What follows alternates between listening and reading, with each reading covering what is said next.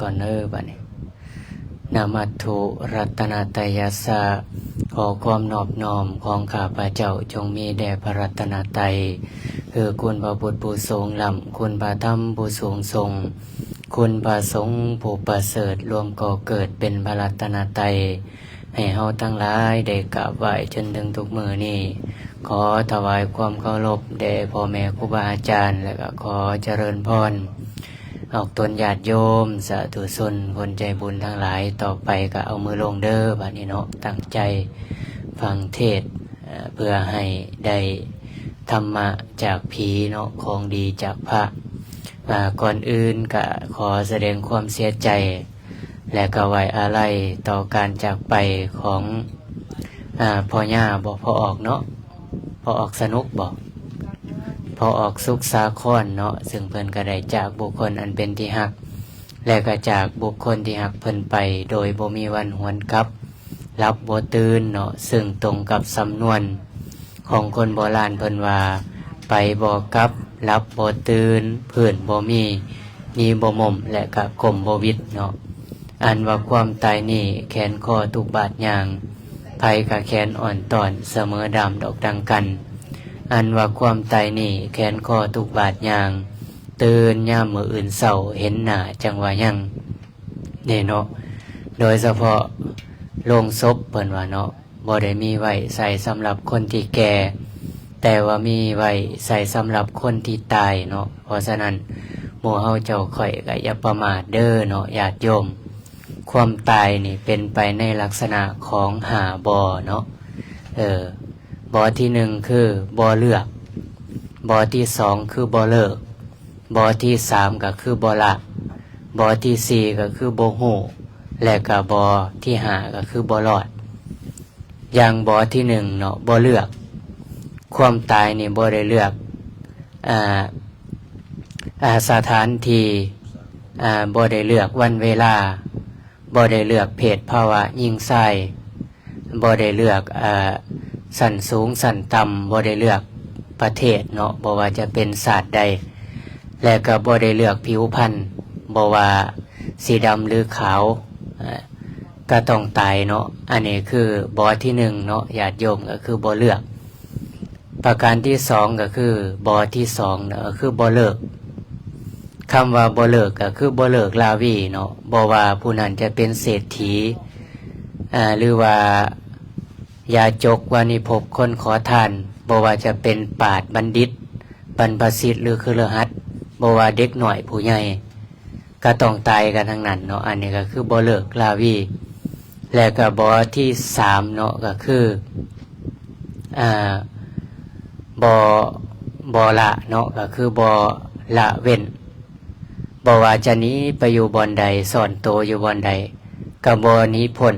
จากมัจจุราชคือความตายใดอันนี้เนาะจะไปซ่อนตัวอยู่บ่อนใดในมหาสมุทรสุดเวหาหรือว่าจะขึ้นไปสู่กลางผาอากาศดำดินลงก็ไปหลีอยู่บ่อนใดก็เป็นว่าหนีบ่ม่มข่มบ่วิดเนาะก็คือความตายอันนี้คือบ่อที่สามเนาะแล้วก็บ่อที่สี่เนาะก็คือบ่ฮู้ว่าเฮาสิได้ประสบพบพ้อกับความตายนี่ตอนใดเนาะเวลาใดคืออย่างผู้เสียคือกันเนาะเพิ่นก็บ่ฮู้ว่าสิได้ประสบพบพ้อกับความตายเวลาใดเพราะว่าคนเฮานี่ฮู้แต่มื้อเกิดเนาะแต่ว่าบ่ฮู้มื้อตายนี่บ่มีผู้ใดจะสามารถฮู้ได้เนาะบางคนนี่เกิดอยู่บ้านแต่ว่าไปตายอยู่โรงหมอก็มีเนาะโรงหมอโรงพยาบาลบางคนเกิดอยู่โรงหมอโรงพยาบาลกลับมาตายอยู่บ้านบางคนเกิดอยู่บ้านนอกมาตายในเมืองบางคนอยู่ในเมืองก็ไปตายอยู่บ้านนอกบางคนอยู่บ่อนต่ำก็ไปตายบ่อนสูงบางคนอยู่บ่อนสูงก็ลงมาตายบ่อนต่ำเฮาก็จะสังเกตเห็นเนาะคืออย่างกุ้งหอยปูปลาโดยธรรมศาสตร์ของมันแหละก็อยู่ในน้ำก็คือสิตายอยู่ในน้ำแต่ว่ากลับขึ้นมาตายอยู่ในหม้อกระทะเนาะลังเทญาติโยมอันนี้คือการความตายกันเนาะเฮาก็บ่สามารถที่จะฮู้ได้และก็บ่ประการสุดท้ายเนาะก็คือบ่ บ่รอดเนาะคนเฮาทุกคนนี่ก็ต้องตายเกิดมาบ่แล้วเพราะว่าเอาความตายมานำเนาะว่าเกิดแก่เจ็บตายเป็นธรรมชาติเกิดขึ้นแล้วก็ตั้งอยู่ดับไปบ่มีผู้ใดจะเป็นอมตะเนาะแม้จะมีอำนาจหล่นผ่ามีเงินตาหล่นแผ่นดินก็บ่สามารถที่จะต่อรองกับพญามัจจุราชได้มีเงินทองกองหล่นพ้นภูเขาจะซื้อเอาชีวิตไว้บ่ได้ผลอันความตายหมายตัวทุกตัวคนติดสินบนเท่าใดสิบบ่ไหวเนาะอันนี้ก็บ่คืนเห็นบ่เนาะญาติโยมถึงจะมีอำนาจล้นผ้ามีเงินมีคำกำแก้วหลายบันไดก็บ่สามารถที่จะซื้อเอาความตายได้กับพญามัจจุราชเนาะเพราะฉะนั้นอาตมาภาพจึงนึกถึงคำปริศนาธรรมเนาะที่คำโบราณเพิ่นเว้าไว้เนาะญาติโยมอีหยังเอ่ยเพิ่นว่า4คนหาม3คนแฮ1คนนั่งแค่แล้วก็2คนตามไปส่งเนาะญาติโยมก็ตอบในใจเด้อเนาะอาตมาก็จะได้เฉลย4คนหามคือหยังคือธาตุ4ขันธ์5ธาตุ4เนาะดินน้ำลมไฟญาติโยมมันหามให้เฮามาเกิดมาเกิดเป็นยิ่งเป็นชายเป็นผู้หายเป็นผู้ดีเป็นยาจกเศรษฐีวานิพกคนขอทานนี่คือมันหามมาเกิดเนาะธาตุสี่ดินน้ำลมไฟอยู่ในเนื้อในกายเฮานี่เมื่อเฮาดับสังขารไปแล้วดินน้ำลมไฟก็กลับคืนสู่ธรรมศาสตร์เนาะอันนี้คือว่า4คนหาม3คนแฮคือหยังบัดนี้เนาะแฮเฮามาแฮให้ผมงอกแห่ให้แขวรุดแห่ให้นังเหี่ยวแห่ให้หูตาผ่าพังเพิ่นก็ว่าได้แก่พระไตรลักษณ์เนาะญาติโยมอันนี้จังทุกขังอนัตตาอันนี้จังก็คือความบ่เที่ยงของสังขารอันนี้จังทุกขังก็คือความเป็นทุกข์อนัตตาก็คือบ่มีแกนสารบังคับบัญชามันบ่ได้เนาะบ่ให้มันแก่มันเจ็บมันตายก็บ่สามารถที่จะบอกได้เป็นอันว่าผิดหวังเนาะอันนี้ญาติโยมอันนี้เพิ่นว่า3คนแห่เนาะแล้วก็1คนนั่งแค่เนาะคำว่าแค่ก็คือห่างกายของเฮานี่เนาะผู้ไปนั่งในแค่คือไผก็คือจิตเนาะจิตเป็นนายกายเป็นบ่าวจิตเป็นผู้บัญชาการให้เฮ็ดดีให้เฮ็ดชั่วให้เฮ็ดบุญให้เฮ็ดบาปอันนี้ก็คือใจเป็นผู้บัญชาการเนาะสั่ง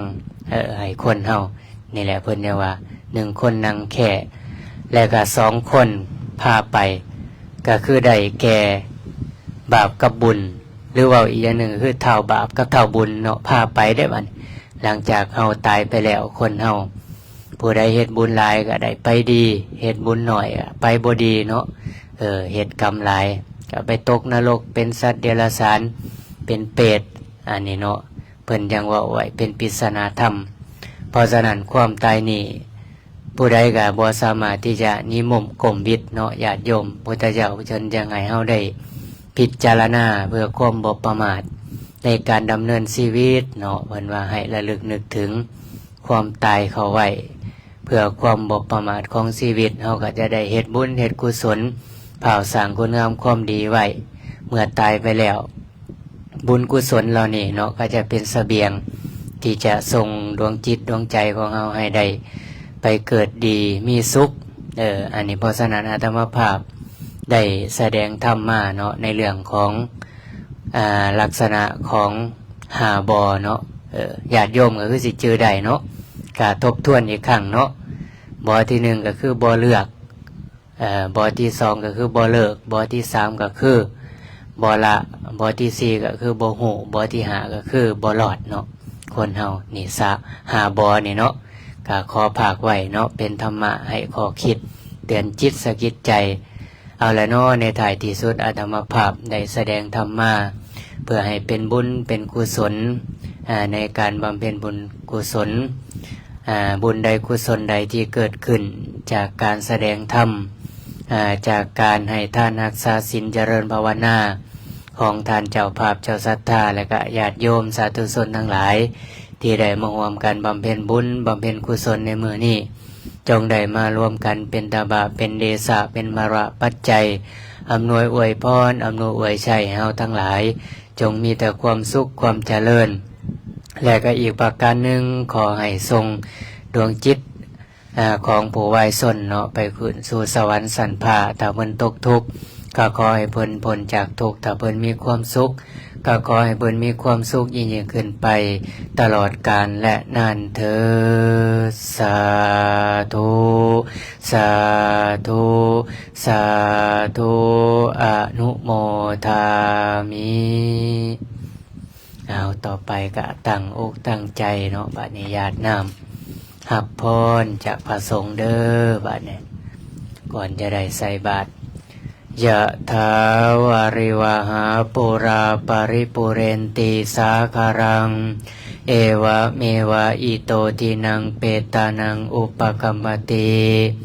อิจิตังปัจจิตังตุมหังคิปะเมวะจมิจฉันโตสัพเพปุเรนโตสังคปาจันโทปนารโสยะถามณิโสติราโสยะ